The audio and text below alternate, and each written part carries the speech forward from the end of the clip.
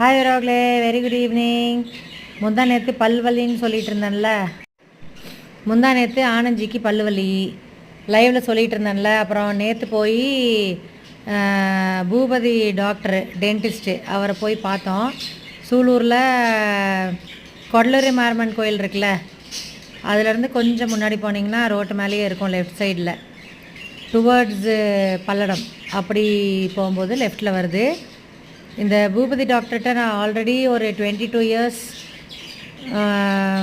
முன்னாடி ஒரு சின்ன கேவிட்டி ஸ்டார்ட் ஆச்சு. ஒரு பின்னூசி தான் உள்ளே போகும்.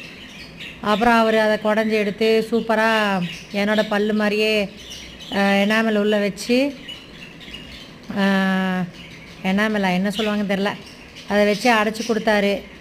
22 இயர்ஸ் தாண்டி சூப்பராக இருக்குது, எந்த பிரச்சனையும் இல்லை.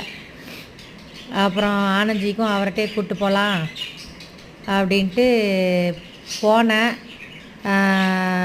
பல்ல பிடுங்கி தான் ஆகணும், ஆல்ரெடி உடஞ்சிருச்சு பாதி, ரூட் அப்படியே நிற்கிது, இவருக்கு ஷார்ப்பாக இருக்குது, ஒரு மாதிரியாக இருக்குதுன்னு சொல்லிட்டு இருந்தார். சரி அப்படின்ட்டு சுகர் டெஸ்ட் எதுக்கும் எடுத்துடலாம், சுகர் இல்லை அவருக்கு. சுகர் டெஸ்ட் எடுத்துகிட்டு போனோம். போயிட்டு பல்ல பிடுங்கிட்டு கின்னஸ் ரெக்கார்ட்ஸ் எல்லாம் வாங்கியிருக்காங்க 2010 நினைக்கிறேன். அப்புறம் ஒரு பல்ல பிடுங்கிறதுக்கு முன்னாடி காஃபி, டீ, பன்னு எல்லாம் சாப்பிட்டுட்டு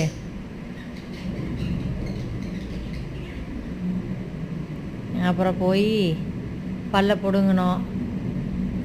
இதுதான் ஒரு அவங்களே சிந்தாமணி டென்டல் கிளினிக்.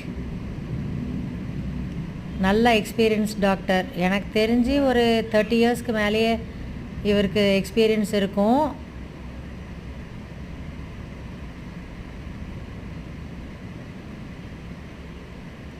ஆனந்துக்கு ஒரே சந்தோஷம், நல்லா எக்ஸ்பீரியன்ஸ்டாக இருக்கார்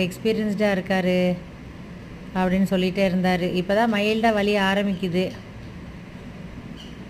ஆனந்திக்கு. 2 நாள் குழந்தைய பார்க்குற மாதிரி பார்க்கணும். சூலூரியன்ஸ் பூபதி டாக்டர் டென்டிஸ்ட், டென்டல் பிரச்சனைக்கெல்லாம் போய்க்கோங்க.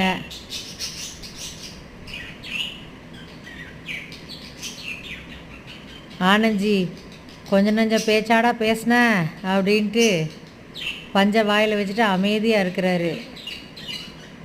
பேசிகிட்டே இருப்பார் ஐயா, பாருங்கள் அமைதியாக இருக்கார்.